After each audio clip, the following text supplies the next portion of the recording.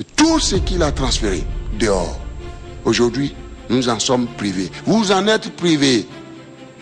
Si 1%, il le transférait ici, mes chers jeunes, je vous jure, on aurait réglé tous vos problèmes. 1%. Je vous le jure. Je ne peux pas vous mentir. Je vous le jure. C'est triste ce qui nous arrive. C'est triste. Et ce qu'on lui a confié, prenons le coton. Tout le temps qu'on lui a confié, qu'on dit, l'État n'a qu'à se désengager, ça ne se fait nulle part. Vous prenez le secteur de l'agriculture, vous en serez bientôt les fermiers agricoles. Mais l'État ne peut jamais se retirer. Nous, on l'a fait. Dans tous les compartiments. C'est lui seul qui importe. C'est lui seul qui fixe le prix. Le monopole. On n'a jamais fait d'appel d'offres. Ce n'est pas des appels d'offres, ça. Jamais. C'est lui qui transporte. C'est lui qui distribue. C'est lui qui égrène. C'est lui qui exporte. Lui seul. Eh bien, nous sommes tous coupables. Mais il faut savoir s'arrêter. Il faut savoir s'arrêter. Donc, voici autant de ressources aujourd'hui extirpées de la richesse nationale.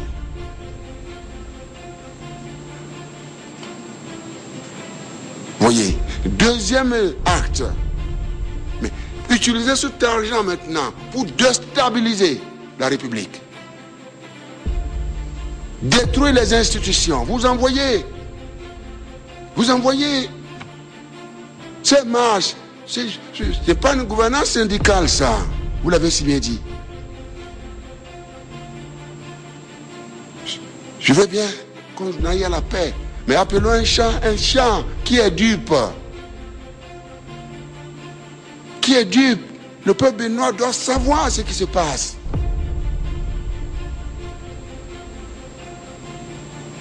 Pour moi aujourd'hui, la justice, nous en avons, on en parlera. Doing business. La justice. Certains magistrats indélicats. Il y en a de bons. Il y en a de bons. Je vous le jure. Les syndicats, ils sont là. Et d'autres institutions aujourd'hui plus graves. Vous avez suivi tout ce qui se passe. C'est très grave. Ce qui nous arrive. Il n'y a rien comme ça. Nous avons, voyez, puis il y en a qui ne veulent pas payer les droits de douane.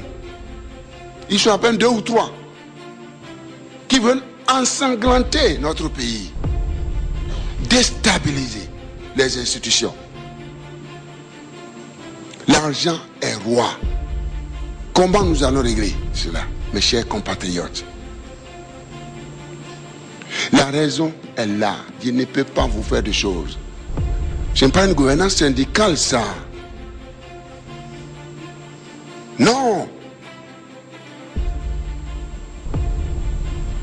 Je leur parle. Je les adore chacun. C'est mes frères. Ils doivent absolument faire demi-tour. Absolument. Et respecter l'ordre constitutionnel de notre pays. La question de la corruption, c'est celle-là qui nous divise aujourd'hui. Et ceux qui reçoivent l'argent, est-ce qu'ils en ont distribué? Je prends le corps des enseignants. Nous avons près de 55 000 enseignants au cours de 52 000. Les ministres sont là pour vous donner des détails. Ces 52 000 ont reçu quelque chose? Il y a à peine 3, 4, 5, 6 qui prennent l'argent et qui font le tour du pays. Mais vous qui suivez bêtement, vous avez reçu quoi? On vous fait la promesse, oui, vous allez marcher, on va demander le doublement des salaires. Mon gouvernement ne doit rien. On a fait ce que nous pouvons, à la limite de nos ressources. Le DGB est là. Il peut vous dire tout. Il peut vous dire tout. En 2006, il y avait 180 milliards d'arriérés salariaux. 180 milliards d'arriérés salariaux, mes chers compatriotes. Ça a été apuré. Mon gouvernement a payé cela. Aujourd'hui, mon gouvernement ne leur doit rien. Rien. Je vous le jure. Vous avez des pays qui ont 6 mois d'arriérés salariaux, 1 an, 2 ans. Déjà, tous les 20 du mois, ils sont virés. Qu'ils aillent au bureau ou pas. Ils peuvent décider de dormir dans leur maison et ne pas aller. Mais ce qui est choquant, qu'on trouve d'autres prétextes. Je ne sais pas l'incident qui a eu lieu. Et pourquoi j'ai dit au corps de la police, s'ils veulent marcher, laissez-les marcher. S'ils veulent aller à Porte-Nouveau, je vais commander les rangers pour eux. Ils vont marcher. Des rangers pour les policiers, mais encadrez-les. Et chacun doit s'engager à éviter les actes de vandalisme. Les actes de vandalisme. La discipline dans les rangs. Pas d'injures, pas de casse, pas de ceci. On peut marcher calmement et éviter des attaques verbales, violentes. C'est ça, la bonne éducation. Si on veut faire passer un message, on le passe dans la paix. Dans la paix et le respect de l'autre. J'entends tout. On doit éviter les yeux. Mais ce qui nous unit est plus important. Quel est l'avenir du Bénin? L'avenir de cette jeunesse. C'est de ça qu'il s'agit. Venez me dire pourquoi vous marchez, pourquoi. Moi, je sais, il y a toutes les informations. Partout où vous réunissez, Paris, partout, je suis informé. Le président est l'élu du peuple béninois tout entier. Vous ne pouvez pas le maltraiter comme ça. Moi, je suis pris par l'obligation de créer les conditions de paix. Ce n'est pas parce que je m'éteins que vous allez continuer. Mais il y a quand même un seuil. Si nous sommes des hommes sur cette terre, le jour où le président dit j'en ai marre, il met en place son dispositif en place. Qu'est-ce qui reste maintenant? Qu'est-ce que les affrontements? Oui ou non? Est-ce que je ne souhaite pas ça pour moi? Aujourd'hui, vu tout ce qui a été fait, c'est devant eux que le port de Cotonou est tombé, s'est effondré en pleine crise du PVI. Le port était, le Bénin a perdu déjà son port à cause du PVI. Ça s'est effondré totalement. Parce que ce monsieur veut, tel que c'est monté, c'est arrogé 400 milliards de francs CFA lui seul. Dans un pays où 50% de la jeunesse n'a pas d'emploi. Mais je ne peux pas accepter cette responsabilité-là. Je n'ai pas d'amis. Je n'ai pas de parents pour ça. Ça ne peut pas se passer comme ça. Donc il fallait courir et aller redresser. C'est devant ces Américains-là. Ils sont revenus quelques mois après pour voir les performances lorsqu'on a commencé par prendre les prix à gauche, à droite. La réforme du guichet unique, tout ce que nous sommes en train de faire. Beaucoup restent à faire encore.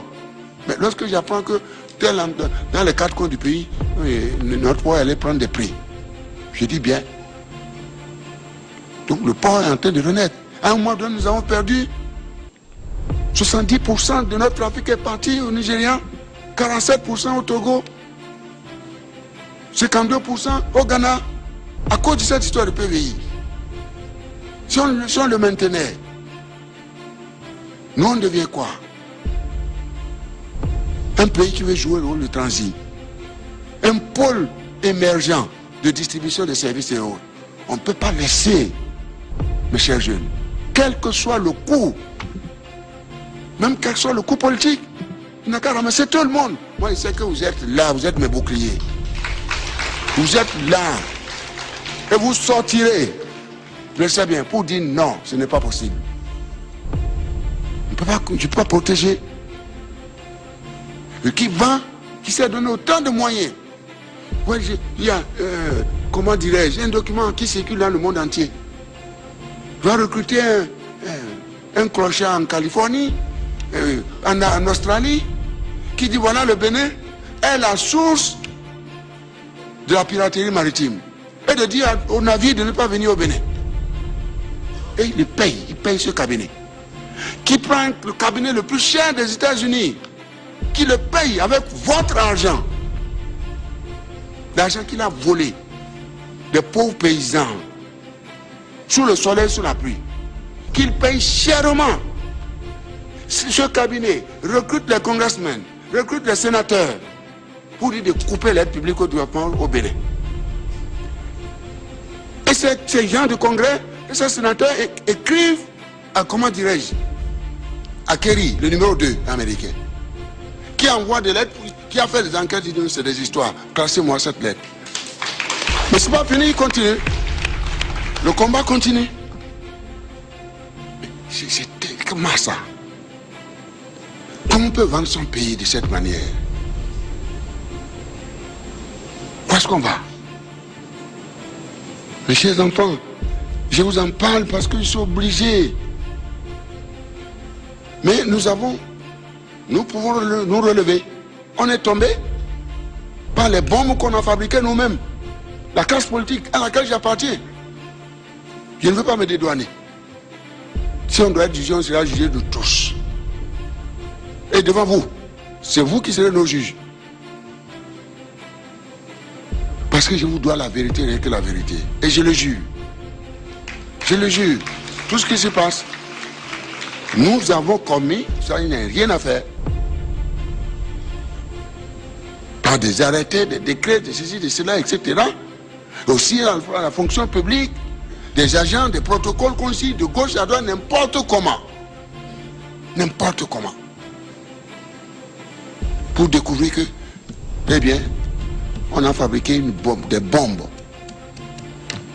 décidé à ensanglanter, enflammer et désintégrer notre édifice constitutionnel. Mais Dieu est grand. Dieu est grand. Que Dieu leur donne la bénédiction et qu'ils comprennent qu'il faut revenir à la raison. Je tenais à vous le dire.